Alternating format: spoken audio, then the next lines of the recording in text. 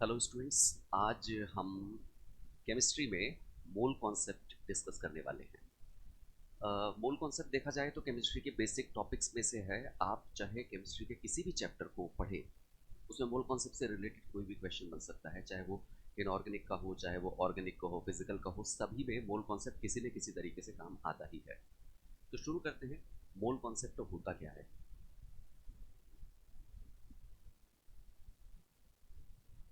Mole concept Hindi में कहते हैं मोल धारणा। देखिए, सबसे पहली बात, इस पर सीधे क्वेश्चन बन सकते हैं, इस पर कुछ अलग तरीके से रिएक्शन बेस्ड क्वेश्चन बन सकते हैं। कोई एक रिएक्शन दे दी गई हो हमें, उस पर भी क्वेश्चन आ सकता है। किसी भी तरीके से बहुत सारी वैरायटी ऑफ क्वेश्चन हैं, और बहुत सारे क्वेश्चन ऐसे होंगे जब टॉपिक चल रहा होगा, बीच में अचानक से वो कॉन्सेप्ट काम आएगा। तो बहुत काम का टॉपिक है, ढंग से समझिएगा। अगर हम स्टेप बाय स्टेप चलेंगे तो बहुत आसानी से आप इसको समझ सकते हैं। ये मैं बता दूं, इस पे इजी से इजी क्वेश्चन, मुश्किल से मुश्किल क्वेश्चन बन सकता है। इसलिए जो जो स्टेप्स हम करते जा रहे हैं उन पे थोड़ा सा आप ध्यान दीजिएगा। अ, हम एक बिल्कुल सिस्टम से चल रहे हैं। हम मूल कॉन्सेप्ट के क्वेश्चंस को, मूल धारणा के प्रश्नों को तीन कैटेगरीज में बांट करके करेंगे। पहली कैटेगरी जो होगी वो है क्वांटिटी बेस्ड कैलकुलेशंस, यानी कि संख्या आधारित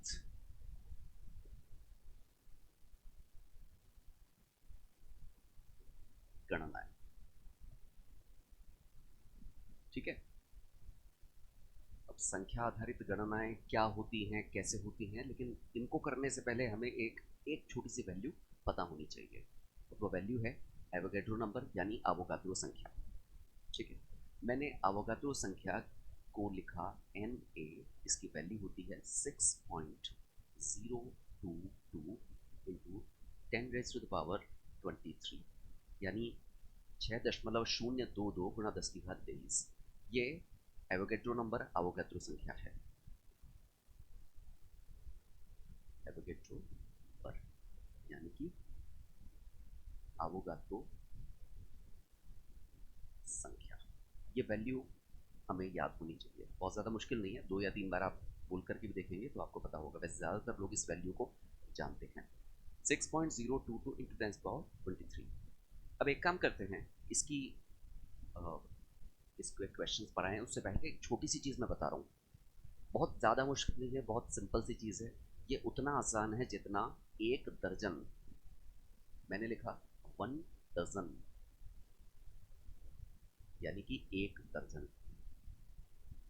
ठीक है। एक दर्जन में कितनी? 12 वस्तुएं, 12 इकाइयां।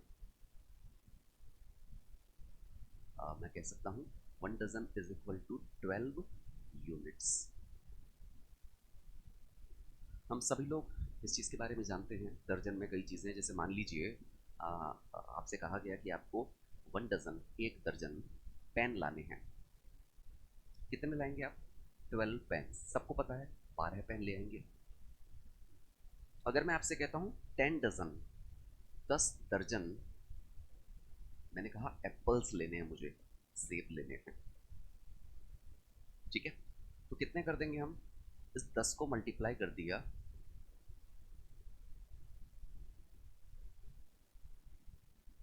हमने इस 10 को मल्टीप्लाई कर दिया 12 से, कितना हो गया? 120 एप्पल्स।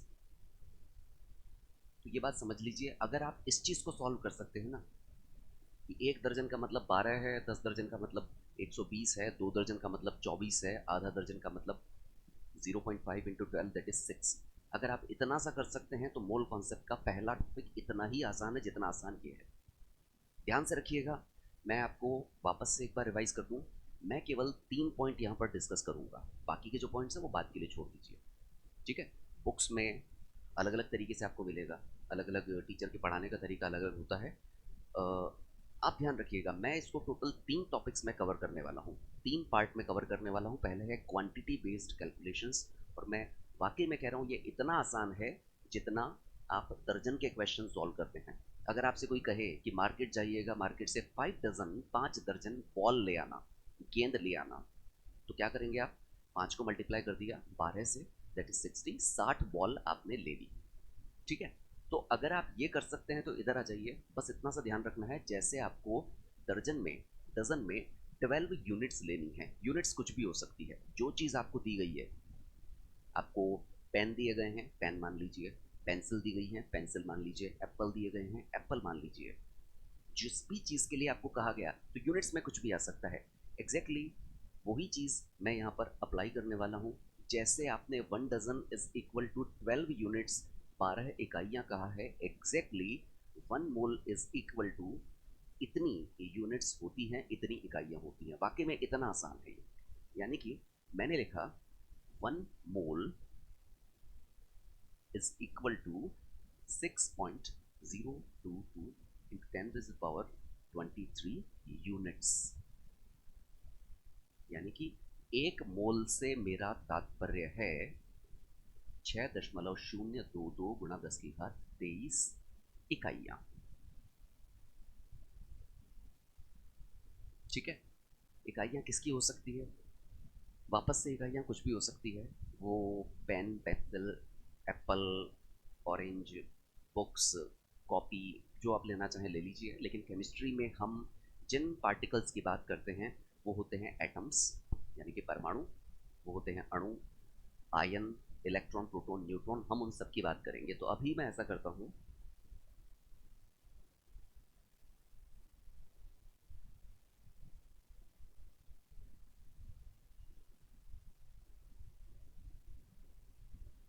ओके। तो अब मैं क्या करता हूँ, मैंने लिखा 1 मोल एटम्स, यानी कि 1 मोल परमाणु। तो एग्जैक्टली मेरे कहने का मतलब कितने परमाणु हो गए? 6.022 इंटू 10⁻23 एटम्स। ठीक है, अगर मैं कह रहा हूं मॉलिक्यूल्स यानी अणु, ये परमाणु थे, तो ये भी परमाणु हो गए। अगर मैंने अणुओं के लिए कहा होता तो हो जाता 1 मोल मॉलिक्यूल्स, यानी कि अणु। तो एग्जैक्टली हमारे पास वैल्यू भी यही मिलने वाली थी, 6.022 इंटू 10⁻23 मॉलिक्यूल्स, यानी कि अणु। ये बात समझ में आ गई? वाकई में ये टॉपिक इतना ही आसान है। 1 मोल का मतलब इतना होता है। चाहे आपको फिर एटम यानी परमाणु दे दिए जाएं, इतने परमाणु, बिल्कुल आप ये समझिएगा 1 दर्जन एटम्स आपसे कह देते तो आप कितने एटम लेके चलते? 12 एटम लेते। आपको 2 दर्जन कह दिए जाते तो 2 को मल्टीप्लाई कर दिया 12 से, 12 से मल्टीप्लाई किया, दैट इज 24, 24 एटम्स हो जाते। लेकिन मोल में हम बहुत बड़ी गणनाएं करते हैं। और वो क्यों करते हैं अभी थोड़ी देर में हम डिस्कस करेंगे। कि दर्जन तो बहुत लिमिटेड है, दर्जन का तो मतलब 12 है। लेकिन मैं आपको बता दूं, अगर मैं केवल 18 ग्राम वाटर यानी कि 18 ग्राम पानी ले रहा हूं, तो उसमें इतनी ज़्यादा क्वांटिटी होती है। मतलब 6.022 इंटू 10⁻23 इतने मॉलिक्यूल्स होते हैं। यानी कि जब आप केमिस्ट्री में कैलकुलेशंस करते हैं तो 1 2 3 4 यूनिट से कुछ नहीं होता, क्योंकि हमारे पास में परमाणुओं की संख्या, अणुओं की संख्या, मतलब number of atoms, number of molecules इतने ज़्यादा हो जाते हैं कि हमें उनको गिनने के लिए एक अलग सिस्टम की ज़रूरत पड़ी। और वो सिस्टम में हम उनको मोल से गिना करते हैं। 1 मोल का मतलब इतना होता है।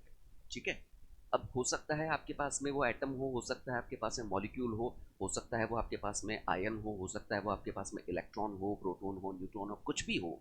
1 मोल का मतलब इतना होता है। ठीक है, ये चीज़ क्लियर हो गई है?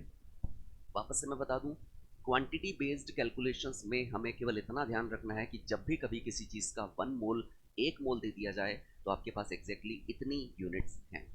ठीक है, इसमें कोई डाउट होना नहीं चाहिए। अभी हम जब क्वेश्चंस करके तो अपने आप ये चीज़ क्लियर हो जाएगी। ठीक है, ओके।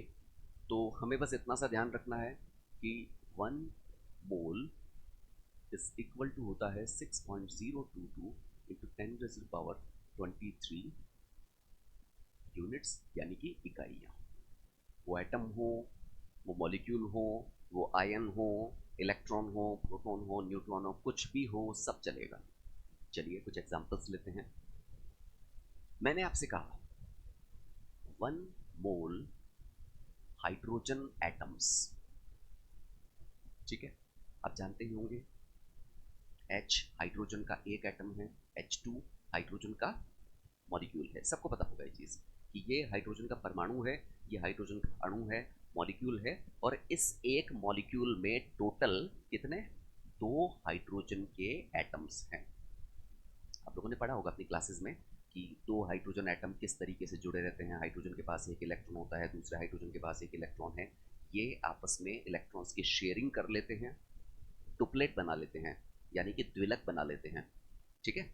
जैसे सारे के सारे जो एटम्स होते हैं, हमने पढ़ा होगा ऑक्टेट रूल यानी कि अष्टक नियम कि बाह्यतम कोश में, आउटर मोस्ट शेल में 8 इलेक्ट्रॉन होने चाहिए। हाइड्रोजन हीलियम जो है 2 इलेक्ट्रॉन से भी काम चला देते हैं। जब हम उस टॉपिक तक पहुंचेंगे तो उसको भी डिस्कस करेंगे। तो हाइड्रोजन के 2 एटम्स ने इस तरीके से इलेक्ट्रॉन्स की शेयरिंग कर दी। दोनों के पास कितने कितने इलेक्ट्रॉन हो गए, 2 इलेक्ट्रॉन हो गए। हम इसे ऐसे लिख सकते हैं H सिंगल बॉन्ड H, यानी कि इन दोनों एटम्स ने मिलकर के H2 का एक मॉलिक्यूल बना लिया। बहुत सिंपल से लॉजिक है। यानी मैं कह सकता हूं इन एक मॉलिक्यूल ऑफ H2O, H2O के एक अणु में there are 2 H atoms and 1 oxygen atom, ठीक है।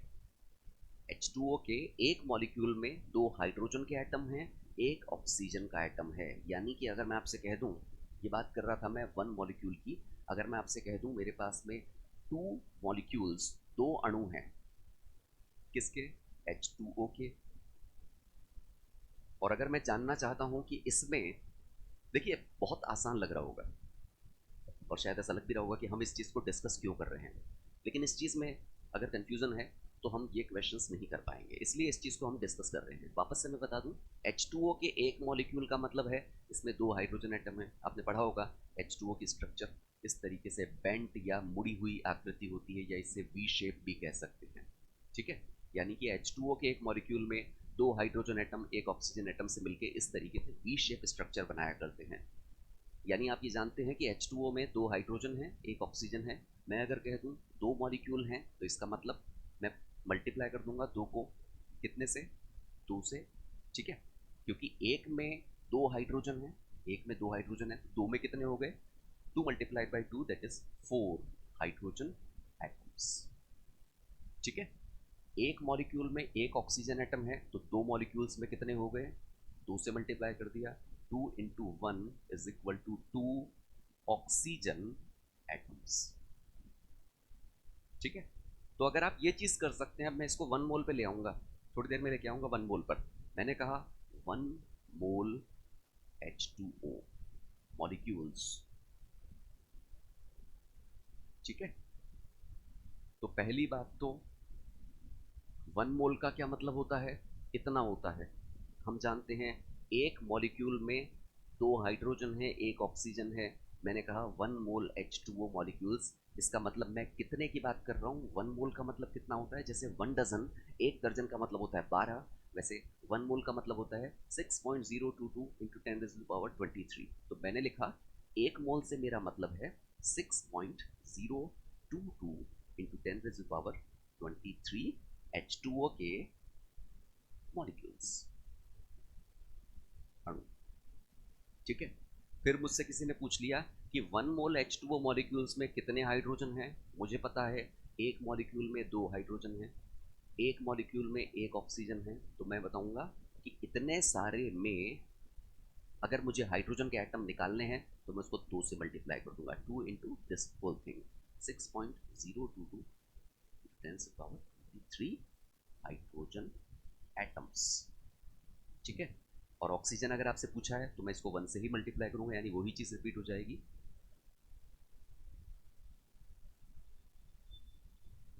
यानी कि 1 इंटू 6.022 इंटू 10⁻23 ऑक्सीजन एटम्स, ठीक है। इस तरीके से हमें इसे करना पड़ता है। मैं वापस से इधर आता हूँ, इस सबको हटा देता हूँ।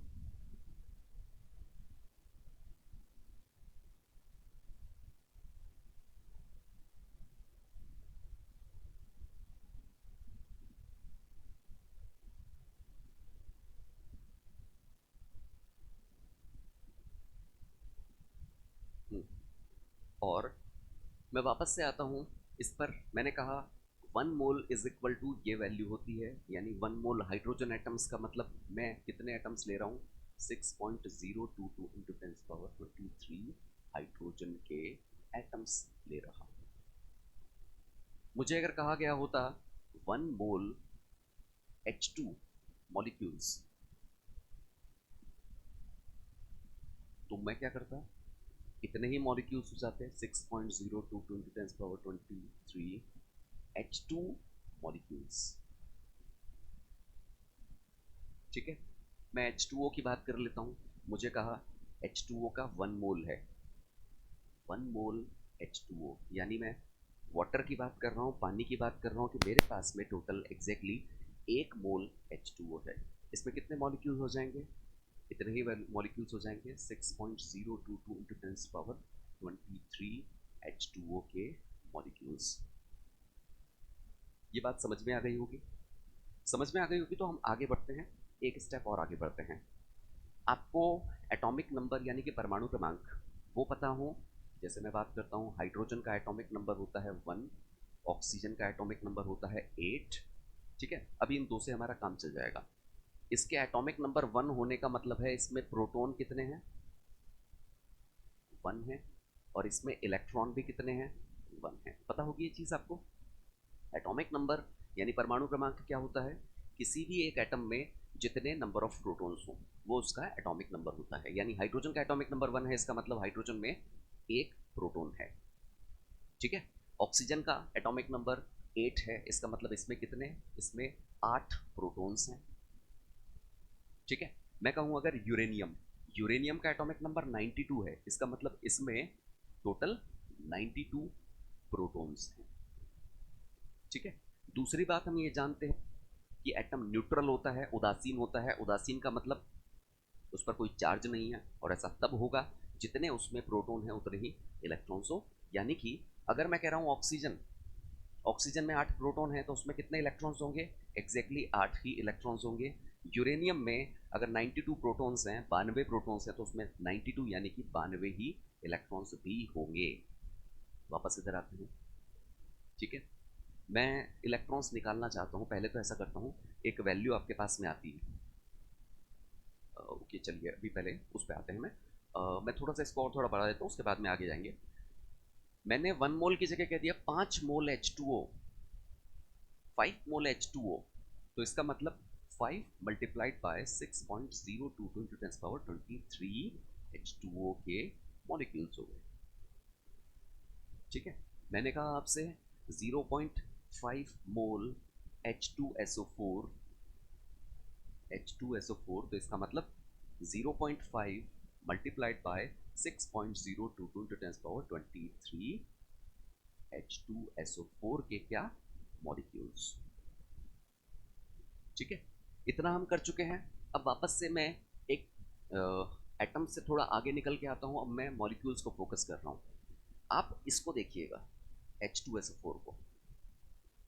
ठीक है, मैं नीचे बता देता हूँ H2SO4 में होता क्या है।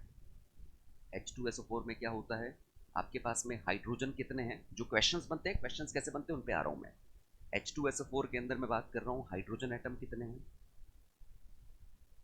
इसमें सल्फर के एटम, सल्फर के परमाणु कितने हैं, और इसमें ऑक्सीजन के एटम यानी ऑक्सीजन के परमाणु कितने हैं। साफ साफ हमें दिख रहा है, इसमें 2 हाइड्रोजन एटम है, इसमें एक सल्फर का एटम है, और इसमें 4 ऑक्सीजन के एटम है। यही है ना।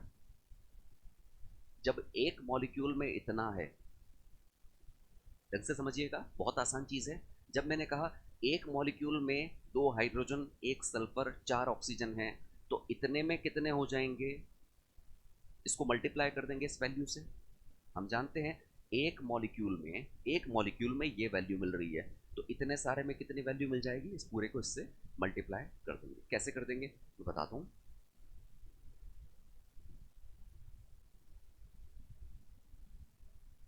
चलिए, मुझे जानना है कि इसी वैल्यू में कितने हाइड्रोजन एटम्स हैं, कितने सल्फर के एटम हैं, और कितने ऑक्सीजन के एटम्स हैं। सीधा सा तरीका है। इसके अंदर आप निकाल चुके हैं कि टोटल मॉलिक्यूल्स इतने होते हैं, एक मॉलिक्यूल की वैल्यू आपको पता है, तो इतने में कितना हो जाएगा, मल्टीप्लाई कर देंगे। मैंने मल्टीप्लाई किया इसको और मुझे मिला, इसको किससे मल्टीप्लाई कर दिया, 2 से मल्टीप्लाई कर दिया, तो 2 इंटू 0.5 इंटू, अच्छा इस वैल्यू को मैं Na लिख दूँ इन शॉर्ट। Na क्या होता है, एवोगैड्रो नंबर। वैल्यू कितनी थी, 6.022 10⁻23। तो मैं बार बार इतनी बड़ी वैल्यू लिखने की जगह डायरेक्ट क्या लिख रहा हूँ, Na लिख रहा हूँ। तो मैंने लिख दिया, इसको पूरे को मल्टीप्लाई कर दिया 2 से और आगे लगा दिया ये Na, ये है ना 0.5 इंटू Na। तो इतने तो मेरे पास हो गए हाइड्रोजन के एटम्स। सल्फर, H2SO4 के एक मॉलिक्यूल में कितने सल्फर होते हैं, एक सल्फर है, तो मैं लिखूंगा इसको 1 इंटू 0.5 Na। अब आता हूँ मैं ऑक्सीजन पर। ऑक्सीजन कितने हैं, एक मॉलिक्यूल में 4 हैं, तो इतने में कितने, 4 multiplied by 0.5 into Na। Solve आप कर सकते हैं, मैथमेटिक्स है, बहुत बेसिक मैथमेटिक्स है, ये आप कर सकते हैं। इसमें कोई डाउट हो तो बोलिए, ठीक है।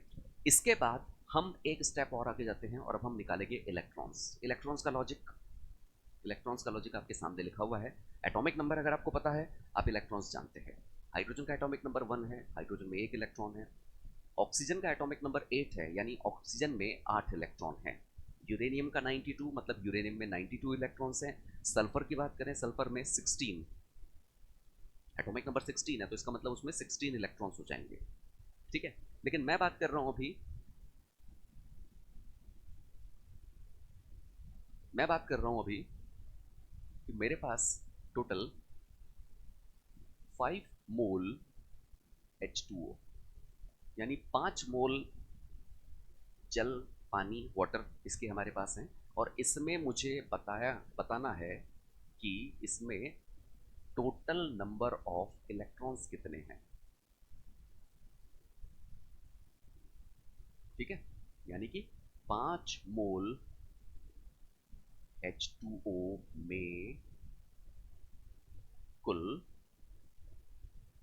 इलेक्ट्रॉनों की संख्या कितनी है। मैं क्या करूंगा, मुझे बस ये पता होना चाहिए पहले कि एक मॉलिक्यूल में कितने इलेक्ट्रॉन है। ओके, वापस से इधर आ जाइए। H2O, H2O में 2 हाइड्रोजन है, एक ऑक्सीजन है। हाइड्रोजन में कितने इलेक्ट्रॉन होते हैं, एक इलेक्ट्रॉन होता है। क्यों, अभी डिस्कस किया, एटॉमिक नंबर 1 है, यानी इसमें एक प्रोटॉन एक इलेक्ट्रॉन है, यानी एक हाइड्रोजन में एक इलेक्ट्रॉन है, तो 2 में कितने हो गए, 2 प्लस ऑक्सीजन का एटॉमिक नंबर 8 था, 8, यानी कि इसमें 8 प्रोटॉन 8 इलेक्ट्रॉन है। इसका मतलब ये निकला कि 2 + 8 = 10। ये बात आपको दिमाग में होनी चाहिए कि H2O के एक सिंगल मॉलिक्यूल में, एक सिंगल मॉलिक्यूल H2O में कितने इलेक्ट्रॉन्स हैं, 10 इलेक्ट्रॉन्स हैं। चलिए थोड़ा और आगे बढ़ता हूँ मैं ऐसा पूछता हूँ आपसे, NH3, NH3 का एक सिंगल मॉलिक्यूल है, इसमें कितने इलेक्ट्रॉन्स होते हैं। मैं क्या करूँगा, नाइट्रोजन में चेक करूँगा, नाइट्रोजन में कितने होते हैं, 7, क्योंकि एटॉमिक नंबर 7 है, प्लस 3 हाइड्रोजन है, ठीक है। तीनों हाइड्रोजन में टोटल कितने, 7 + 3 = अगेन 10 इलेक्ट्रॉन्स।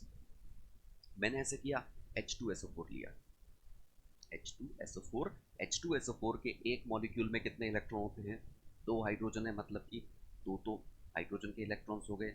सल्फर का एटॉमिक नंबर कितना होता है, 16, तो 16 इसके हो गए। ऑक्सीजन का एटॉमिक नंबर कितना होता है, 8, 8 को 4 से मल्टीप्लाई करेंगे, एक में 8 इलेक्ट्रॉन है, 4 ऑक्सीजन है, तो 8 को मल्टीप्लाई किया 4 से, कितने हो गए, 32। जब आपने इसका टोटल कर दिया तो आपको कितना मिला, ये मिल गया आपको 50, ठीक है, ठीक है। इसमें कितने इलेक्ट्रॉन्स हैं, 50 इलेक्ट्रॉन्स आपके पास में होंगे। अब इधर आ जाइए, मेरा क्वेश्चन है 5 मोल H2O में टोटल नंबर ऑफ इलेक्ट्रॉन्स, यानी 5 मोल H2O में कुल इलेक्ट्रॉनों की संख्या। क्या करना है आपको, एक मॉलिक्यूल में 10 इलेक्ट्रॉन होते हैं, आपको ये करना है कि 5 मोल H2O में टोटल इलेक्ट्रॉन्स कितने हैं। तो आप करेंगे क्या, पहले पहले आप टोटल नंबर ऑफ मॉलिक्यूल्स निकाल लेंगे, ठीक है। 5 मोल का मतलब 5 इंटू Na। देखिए, जिस दिन आपको कंफ्यूजन हो, कई बार होता है कंफ्यूजन हो जाता है और हम अचानक से दिमाग से स्किप हो जाता है कई बार बच्चों की शुरुआत के अंदर। बाद में तो कोई दिक्कत नहीं आएगी, बाद में तो आप हैबिचुअल हो जाएंगे। शुरुआत में कभी अगर दिक्कत आए कि 5 मोल का मतलब क्या है, ठीक है, तो ऐसा करना। अगर नहीं आ रहा है, 5 दर्जन का मतलब क्या है, तो आप कैसे करेंगे, 5 × 12। तो 5 मोल का मतलब 5 × Na जानते हैं आप, एवोगेड्रो नंबर 6.022 इंटू 10⁻23। तो मैंने ऐसे लिख दिया, 5 मोल का मतलब इतने H2O के मॉलिक्यूल्स हो गए, H2O अणु या मॉलिक्यूल्स। अब मुझे पता है एक मॉलिक्यूल में कितने इलेक्ट्रॉन हैं, 10 इलेक्ट्रॉन्स हैं। मैंने क्या किया, इस पूरे को निकालना है, तो मैं जो इस पूरे को मल्टीप्लाई करना पड़ेगा 10 से। तो 10 × 5 Na। क्या है ये, इलेक्ट्रॉन से, यानी मैं कह सकता हूँ 50 Na इलेक्ट्रॉन्स। इसमें आई थिंक कोई डाउट नहीं होना चाहिए। ऐसा आप कई जगहों पे कर सकते हैं। चलिए मैं NH3 का नहीं, मैं CH4 का लेता हूँ। आपसे कहा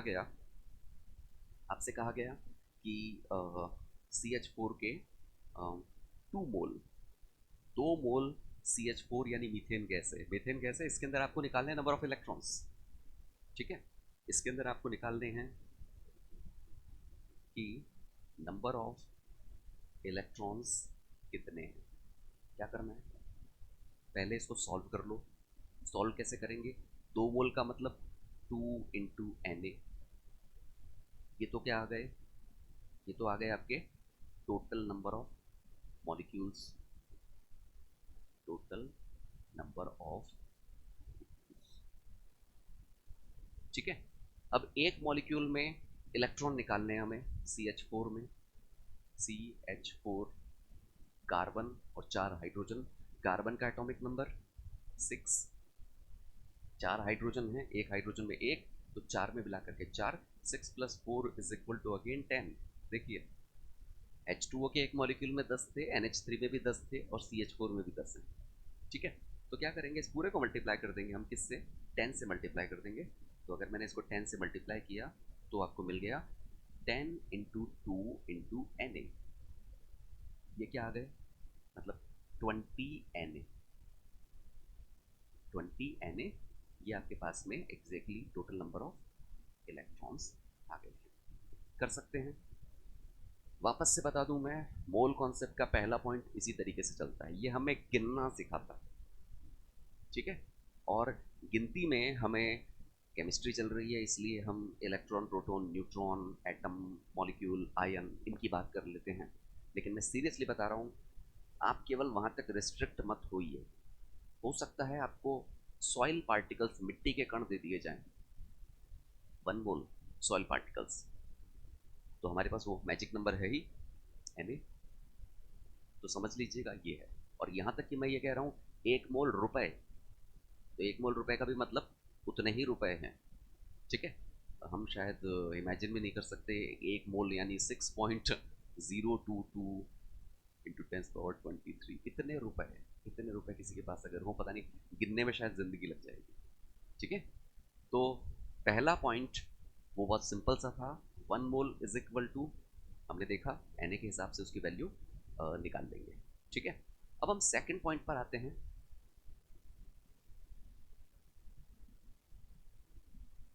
हमने फर्स्ट इसका जो पॉइंट था वो कंप्लीट किया। अब हम सेकंड पर आते हैं। सेकंड आता है मास रिलेटेड, मास रिलेटेड कैलकुलेशंस। ये ज़्यादा इंपॉर्टेंट है और बहुत काम आता है। ठीक है, यही आपके ज़्यादा इंपॉर्टेंट है। जो 3 पॉइंट्स इसके हम डिस्कस कर रहे हैं, एक पहले हमने क्वांटिटी यानी संख्या वाला कर लिया, दूसरा मास यानी द्रव्यमान वाले पे चल रहे हैं, तीसरा आएगा गैसियस वॉल्यूम। उनमें से सबसे इंपॉर्टेंट यही है, फ्रिक्वेंटली सबसे ज़्यादा काम अगर आता है तो यही है। देखते हैं क्या है इसमें, मास रिलेटेड कैलकुलेशंस यानी कि द्रव्यमान आधारित गणनाएं।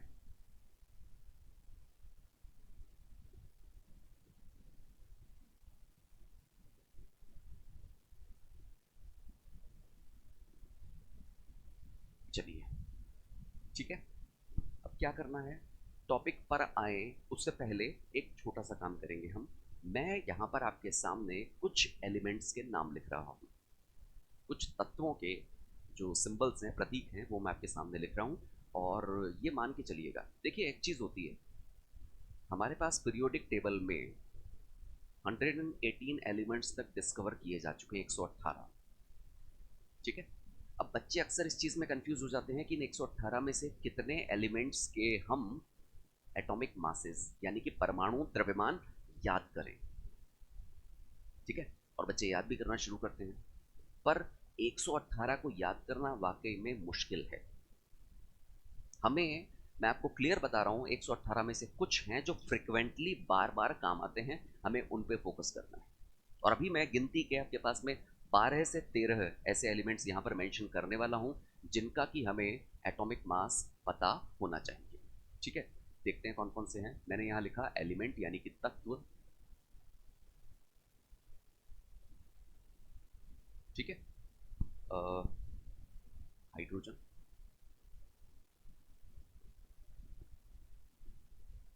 Carbon, nitrogen, oxygen, sodium, magnesium, aluminium, sulphur, chlorine, potassium, calcium. ठीक है, ये बहुत सेलेक्टेड एलिमेंट्स हैं, और आप देखेंगे आपकी जो मैक्सिमम कैलकुलेशंस होती हैं, इनके अलावा भी कुछ और हैं, 7-8 एलिमेंट्स और हैं जिनके ऊपर आपकी क्वेश्चंस घूमते हैं, पर मेरी मानिए सबसे पहले इन पे फोकस कीजिए। ठीक है, सारे एलिमेंट्स के एटॉमिक मासेस एक साथ याद नहीं किए जा सकते, सबसे पहले हम इनको याद कर लें, इनसे हमारा काफ़ी हद तक काम हो जाएगा। जैसे ही बाद में होंगे हमको और ऐड कर लेंगे। यहां मैं लिख रहा हूं इनका एटॉमिक मास, एटॉमिक मास यानी कि परमाणु द्रव्यमान, और इनके आगे एक और कमाल की चीज आएगी हमारे पास, और वो है gram atomic mass. Gram atomic mass, जिसे हम लिखते हैं GAM, हिंदी में कहेंगे ग्राम परमाणु द्रव्यमान। ठीक है, तो शुरू करते हैं। हाइड्रोजन का एटॉमिक मास अगर एग्जैक्टली जाएंगे आप 1.008 है, नियरली इक्वल टू 1। कार्बन की बात करें 12, nitrogen 14, oxygen 16, sodium 23, magnesium 24, aluminium 27, sulphur 32, chlorine 35.5 और पोटेशियम 39, कैल्शियम 40। ठीक है, इतना सा तो लर्न कर लीजिए, बाकी आते जाएंगे उनको करते जाएंगे। तो ये तो हमारे पास हो गया, लेकिन असल चीज है वो है ग्राम एटॉमिक मासेस। सोचिए जरा, ग्राम एटॉमिक मासेस क्या होते हैं? आप सभी लोगों ने पढ़ रखे होंगे। सोचिए एक मिनट के लिए कि ग्राम एटॉमिक मासेस हैं क्या, और फिर पॉइंट ये कि इन दोनों में डिफरेंस क्या है, वो हम बाद में डिस्कस करेंगे। ठीक है, अगर सोच लिया हो, अगर आपका आंसर हो सकता है सही भी हो, ग्राम एटॉमिक मास मैंने लिखा हाइड्रोजन का 1.008, नियरली इक्वल टू 1। कार्बन का मैंने लिखा 12, नाइट्रोजन का मैंने लिखा 14, 16, ये 23, ये 24, एल्यूमिनियम का 27, सल्फर का 32, क्लोरीन का 35.5, पोटेशियम का 39 और कैल्शियम का 40। तो ये मजाक तो नहीं है ना कि भाई जो चीज़ वहां लिखी है वो यहाँ ऐसे कैसे रिपीट कर दी। ठीक है, ध्यान रखिएगा, दोनों में बेसिक डिफरेंस है यूनिट का। यूनिट मतलब जो आप यूनिट्स आगे लगाते हैं, मात्रक जिसे हम कहते हैं, उसका फर्क है। कैसे फर्क है देखते हैं। यहाँ जो हम यूनिट यूज करते हैं वो है यू। ठीक है, यानी इसकी यूनिट है 1.008 के आगे यू लगाना पड़ेगा, दैट इज 1 यू। यहाँ पर है 12 यू, ये 14 यू लगा लीजिएगा सबके आगे, 23 यू। चाहे तो हम ऊपर भी लिख सकते हैं कि इनकी यूनिट किस में होती है, यू में होती है। ये यू क्या है तो मैं बता देता हूँ। यू है यूनिफाइड मास, यूनिफाइड मास। वैसे इसका हिंदी में वर्ड दिया गया है, पर मैं कहूँगा यूनिफाइड मास याद कीजिएगा, हिंदी मीडियम वाले स्टूडेंट्स स्पेशली।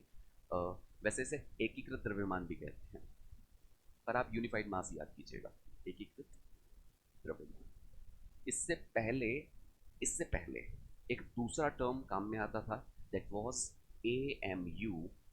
यू से पहले AMU यूज किया करते थे, जिसका मतलब होता है एटॉमिक मास यूनिट, हिंदी में कहें तो परमाणु द्रव्यमान इकाई। ये पहले काम में आता था, आजकल यूनिफाइड मास एक कॉमन टर्म यूज लेते हैं, परमाणु द्रव्यमान इकाई। ठीक है, अब इधर आते हैं, ग्राम एटॉमिक मास, कुछ नहीं करना, आगे ग्राम लगा देना है। ये 1 ग्राम, ये 12 ग्राम, ये 14 ग्राम, ये 16 ग्राम, 23 ग्राम, 24 ग्राम, सबके साथ ऐसे ही चलेगा। मतलब मैं कह सकता हूँ GAM जो होता है वो किसमें होता है, ग्राम में। बहुत काम की चीज़ सीख ली आपने। ठीक है, अब इसका तो ये फ़र्क क्यों आया, यहाँ U लगाया, यहाँ पर G लगाया। अभी हम अगला जैसे ही नेक्स्ट स्लाइड पे जा रहे हैं वहाँ जाके इसको पूरा क्लियर कर लेंगे।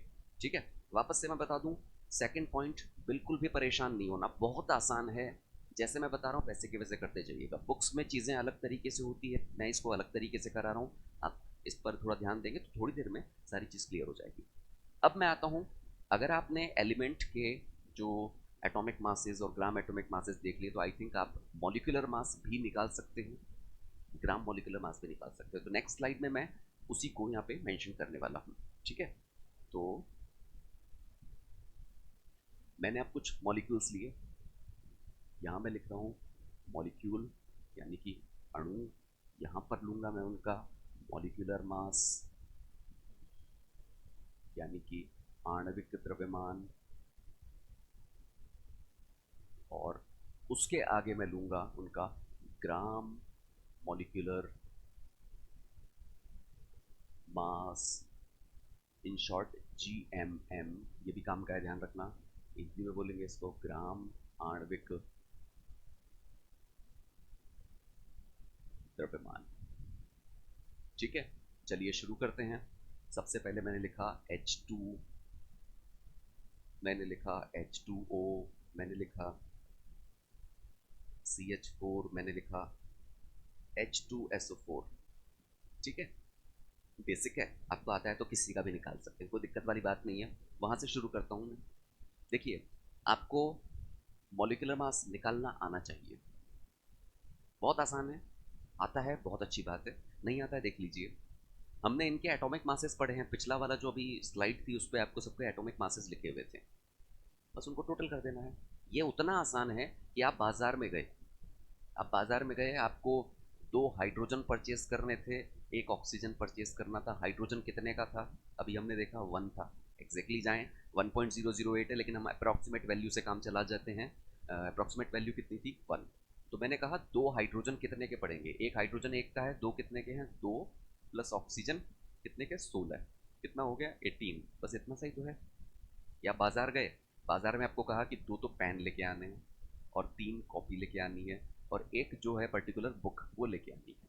ठीक है, पेन की जो वैल्यू है मार्केट में वो है 15 रुपये का पेन है, कॉपी जो है वो आपकी 40 रुपये की एक कॉपी है, और बुक जो मिल रही है ये आपको 150 की मिल रही है।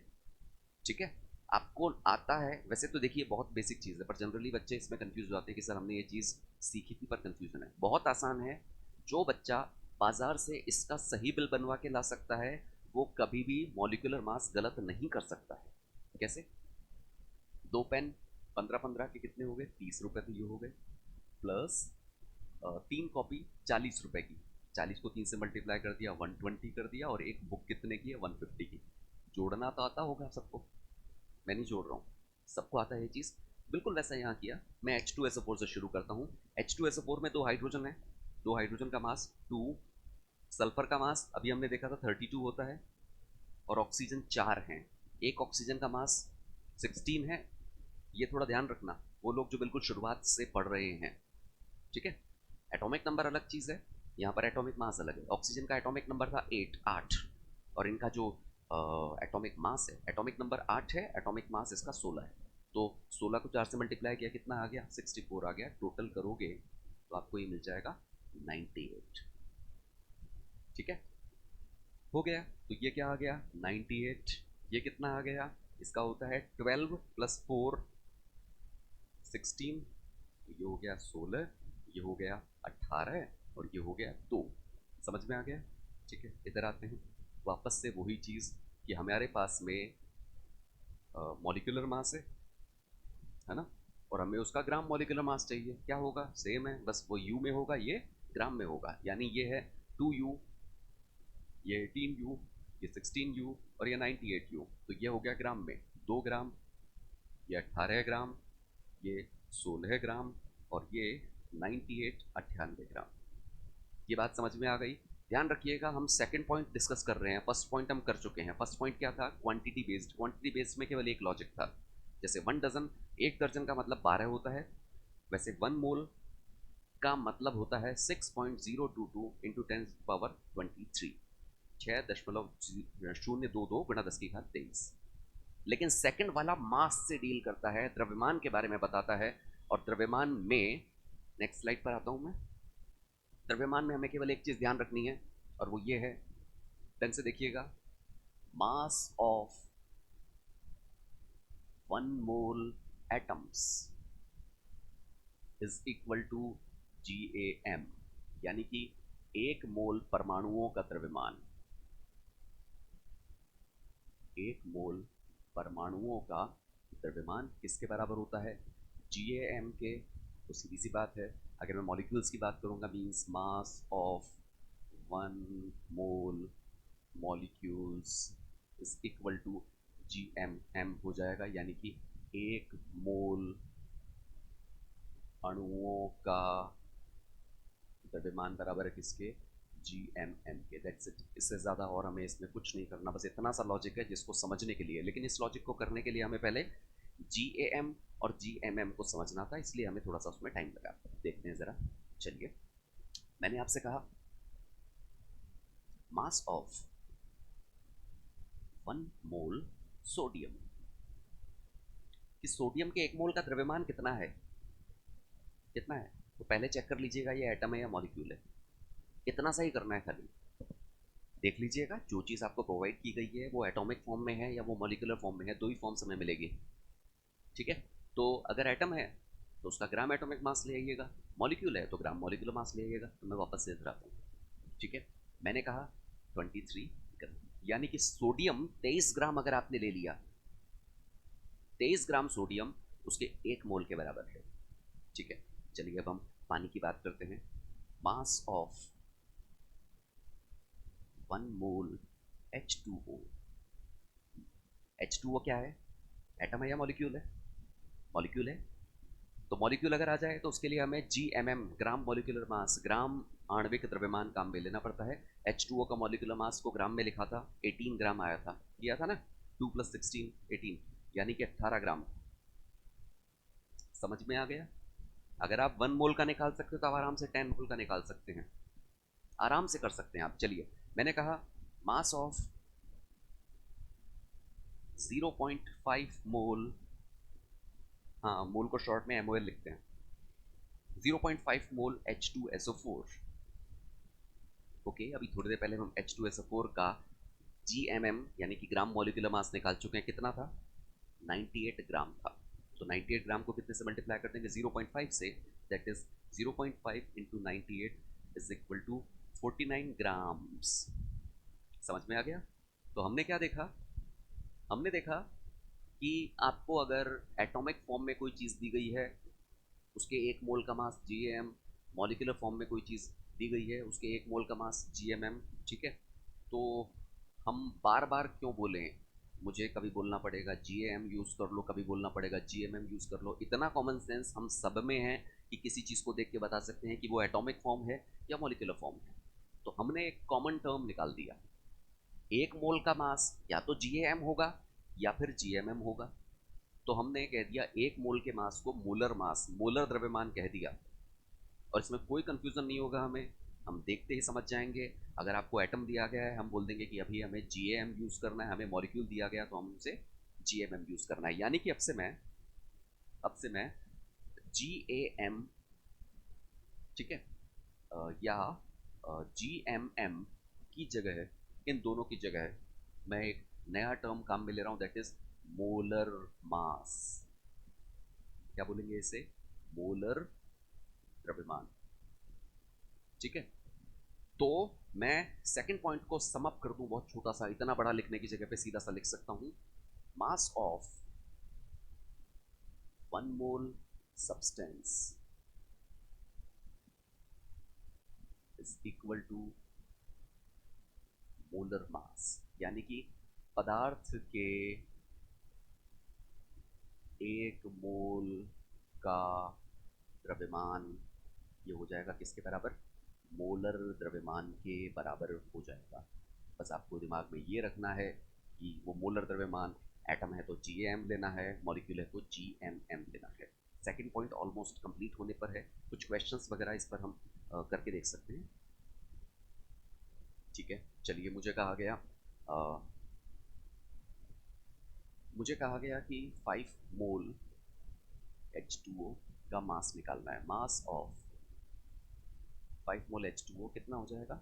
5 को मल्टीप्लाई किया कितने से? 18 से। क्यों? क्योंकि H2O का मोलर मास कितना होता है? 18 होता है। कितना हो गया? 90 ग्राम। अब सोचो ज़रा, सोचने की बात है। 90 ग्राम पानी कितना होता है? बहुत थोड़ा सा होता है, बहुत ज़्यादा नहीं है। और 90 ग्राम भी छोड़िए, मैं 18 ग्राम वाटर की बात कर रहा हूँ। 18 ग्राम पानी, 18 ग्राम। इमेजिन कीजिए, सोचिए ज़रा, मात्र 18 ग्राम पानी। ठीक है, 18 ग्राम पानी का मतलब एग्जैक्टली क्या है? 18 ग्राम पानी का मतलब है, हमें पता है 18 ग्राम H2O। हमें पता है 18 ग्राम क्या है? उसका मोलर मास है। ठीक है, मोलर मास का मतलब 18 ग्राम उसके 1 मोल के बराबर हो रहे हैं। और दूसरी तरफ हमें यह भी पता है फर्स्ट पॉइंट के अकॉर्डिंग कि 1 मोल में टोटल मॉलिक्यूल कितने होते हैं? 6.02 × 10⁻23। यहाँ पर इतने H2O के मॉलिक्यूल्स हैं। वापस से देखिएगा, मैंने फर्स्ट पॉइंट बताया क्वांटिटी, उसके अकॉर्डिंग 1 मोल का मतलब है इतनी पार्टिकल्स, इतने यूनिट्स, इतनी इकाइयाँ। अब मैं कह रहा हूँ 1 मोल H2O, यानी कि मुझे किसी ने कहा कि पानी के 1 मोल की कीमत क्या है। मतलब सोचिए ज़रा, पानी हम वेस्ट कर देते हैं, उसमें सोचने वाली बात है। 1 मोल पानी की कीमत क्या है एग्जैक्टली वो देखें। 1 मोल H2O जो होता है ना, होने को वो 18 ग्राम के बराबर है। केवल 18 ग्राम H2O है वो, लेकिन उसमें वास्तव में 6.022 × 10⁻23 H2O के मॉलिक्यूल्स हैं। अब अंदाज़ा लगा लीजिए, अब 18 ग्राम पानी में कितने मॉलिक्यूल्स हो गए। ये दोनों के बीच में कनेक्शन है। एक तीसरा पॉइंट यहाँ पे और कर लेते हैं हम नेक्स्ट स्लाइड पर।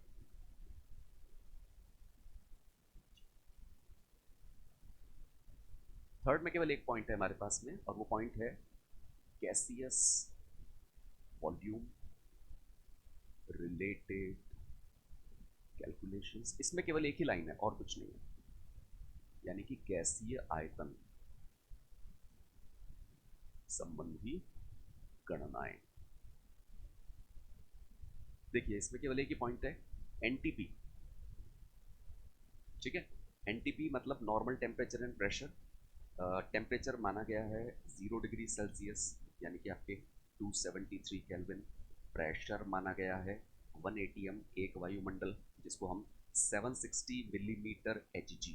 अब ये होता क्या है, इसको किसी और क्लास में हम डिस्कस कर लेंगे ये चीज़, लेकिन एनटीपी ये वैल्यू है कि इतना टेम्परेचर, इतना प्रेशर। ठीक है, एनटीपी पर 1 मोल गैस, कोई सी भी गैस हो सकती है दुनिया की, हाइड्रोजन, हीलियम, अमोनिया, मीथेन, कोई सी भी गैस हो सकती है। ऐसी गैस भी हो सकती है जिसके बारे में मुझे कुछ भी नहीं पता, लेकिन एनटीपी पर 1 मोल गैस का आयतन फिक्स है, वैल्यू याद कर लीजिएगा, ये होती है 22.4 लीटर्स। That's it. यानी कि ये ध्यान रखिएगा, ये वाली चीज़ केवल गैस के लिए है, लिक्विड के लिए नहीं है। केवल गैस की बात कर रहा हूँ। H2O अगर लिक्विड स्टेट में, उसकी बात नहीं कर रहा मैं केवल और केवल गैस की बात कर रहा हूँ। थर्ड पॉइंट केवल गैसियस वॉल्यूम्स के लिए है, यानी कि हम कह सकते हैं volume of 1 mole gas at NTP is equal to 22.4 litres. तो ये 3 पॉइंट हमने यहाँ पर देखे हैं। ठीक है, इनके जो क्वेश्चंस हैं आपस में कैसे होते हैं वो हम नेक्स्ट क्लास के अंदर डिस्कस करेंगे। ठीक है, इनको ढंग से देख लीजिएगा। वीडियो को आप वापस से रिवाइज करके देख सकते हैं। एक बार 2 बार देखेंगे तो पूरा कॉन्सेप्ट क्लियर हो जाएगा। हमारी जो भी नेक्स्ट क्लास होगी उसके अंदर हम मोल कॉन्सेप्ट पे अच्छे क्वेश्चंस करेंगे, और ध्यान रखना सभी जगह पे टॉपिक बहुत काम में आता है। ठीक है, आज की क्लास यहीं ओवर करते हैं। Thank you very much.